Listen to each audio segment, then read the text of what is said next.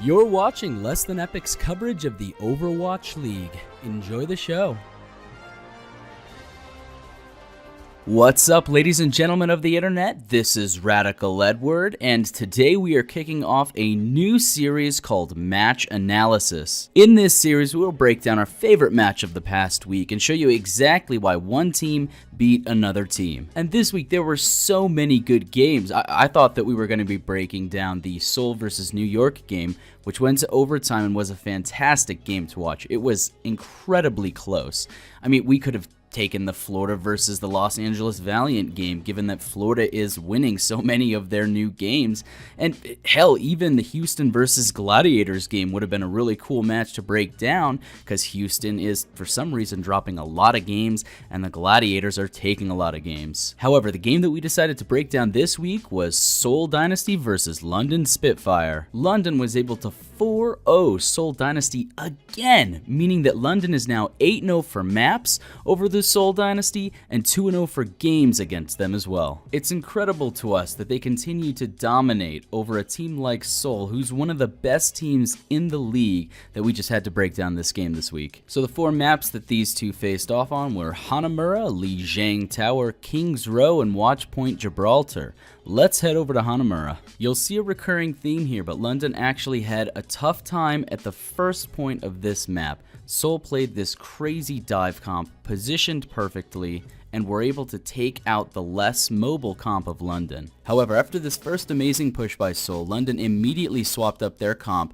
to a counter dive comp and just shut Seoul down for way too long. It really seemed like London was identifying Fleda's positioning, and then when he wasn't with their team for a split second, they were diving right behind them, killing Ryu Jae-hong, and that forced Fleda to basically have to swap over to Soldier from the Genji instead of playing that dive comp like he wanted. London locked down the backline of Seoul for so long that they just were not able to get a push going. And even when they were, Birdring was right there swapping over to the Mei to stop the push. So it was a lot of these really micro counter adaptations to locking down what Seoul was trying to do, and London executed it perfectly on this defense, held them to damn near overtime. And it was only a lucky Diva Bomb by Zunba that was able to get them through the actual taking of point 2. And luck is not going to win you games in the Overwatch League. It might win you a map here or there, it might take you a point, but you cannot rely on luck like a Diva Bomb by Zunba. That'll be a recurring theme, trust me. So by the time that London was able to attack on this point, they were already in the zone.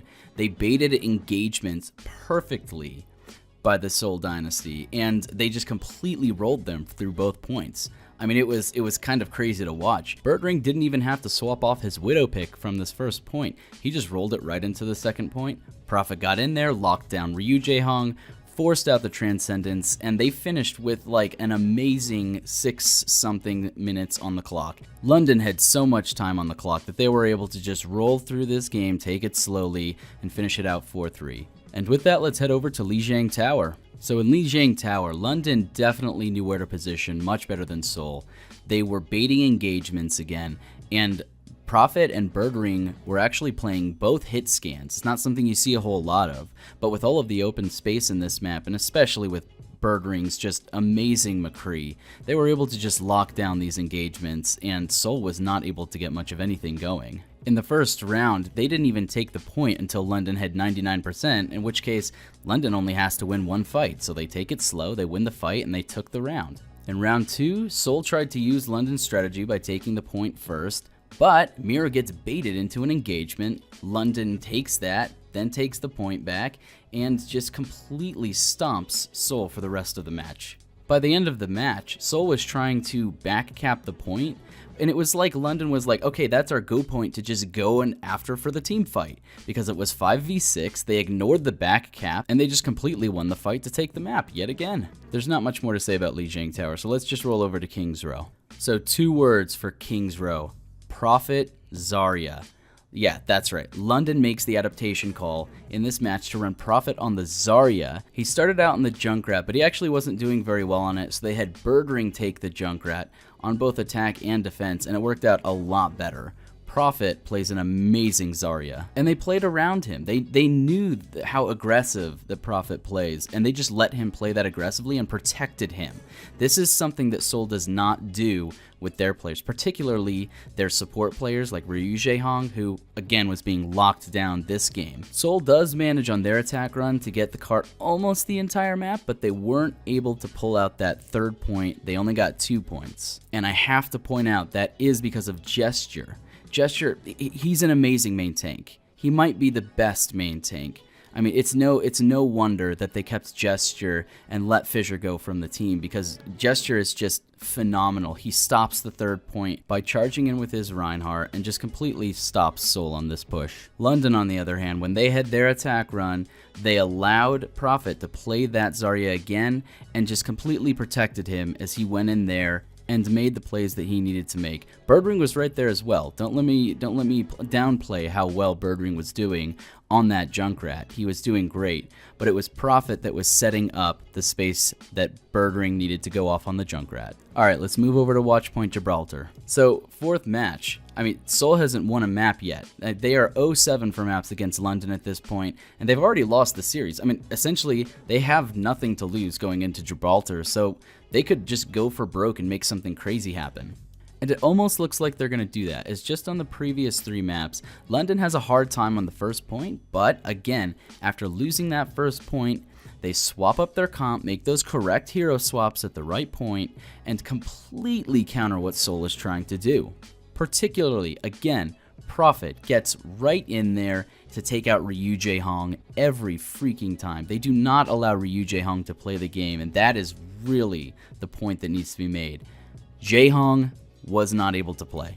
They locked him down. It's almost like they ignored Fleta, London I mean. They ignored Fleta to just take out Ryu Jaehong, and it just completely broke what Seoul was trying to do. And London gave Prophet the space to do that. I mean, Gesture on that tank, making the space so that Prophet has that chaos to get in there, take out Ryu Jaehong, get out, and it just completely stalled out Seoul for this push. The only saving grace for Seoul, again, is a lucky Diva Bomb by Zunba that allows them to almost push it to the end of the match. He got a 3 kill that he shouldn't have gotten, and they almost pushed the cart to the third point because of it. Luck is not going to win you games, Seoul. You can't rely on it. London, on the other hand, protect their players in their attack run, and they just basically walked the point all the way to the third point on Gibraltar to take the match 4-0 over Seoul Dynasty. Oh, poor Seoul. Seoul. Seoul is an amazing team with one of the best track records for adapting to their competition's strategy. But against the top teams in the league, we saw that twice this week, they have not shown the same capacity for adaptation. I think they were relying too heavily on their DPS players Munchkin and Fleta to make big flashy plays, but they don't support them enough in order to give them the opportunity to make those kind of plays. And they also were not protecting Ryu Jaehong, their backline, when they were getting dove by their opposing teams. This is why they lost to London. In contrast, London played around helping their DPS much more effectively. They allowed Prophet to get into the backline way too easily, and they never countered him. London did struggle on the first point of every map, but they adapted to Seoul's strategy damn near perfectly not long after losing the first point of each map. And that's the same story as the last matchup between these two teams. London adapted far better than Seoul did. So, my final points on what allowed London to beat Seoul so effectively. They made correct and calculated hero swaps. They countered Seoul's ability to adapt. They had a bait and switch strategy that we didn't see as much from the first matchup between these two teams, but it worked so effectively and got Miro killed so many frickin' times. And they basically ignored Fleta a lot of the time and locked down Ryu Jaehong. They locked him down at the beginning of every single engagement, and Seoul was not able to recover. And our match MVP this week was Prophet. Prophet executed his dives onto Ryu Jaehong perfectly the entire game. He also flexed his tank muscles, pulling out the Roadhog and Zarya to make some seriously flashy and well-timed plays. This DPS player continues to show that he is one of the best in the league, and his team is happy to support him and give him the space he needs to pop off.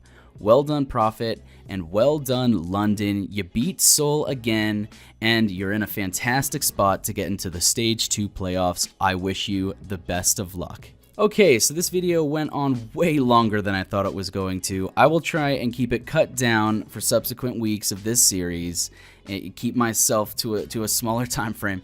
But if you made it this far, thank you for watching this video. Seriously, it really helps out the channel when you watch this much. When you hit that like button, when you hit that subscribe button if you like this kind of stuff. We plan to continue this series along with all of our other series covering the Overwatch League every single week. The other series that we do, if you're new to our coverage of the Overwatch League, are power rankings as well as game predictions.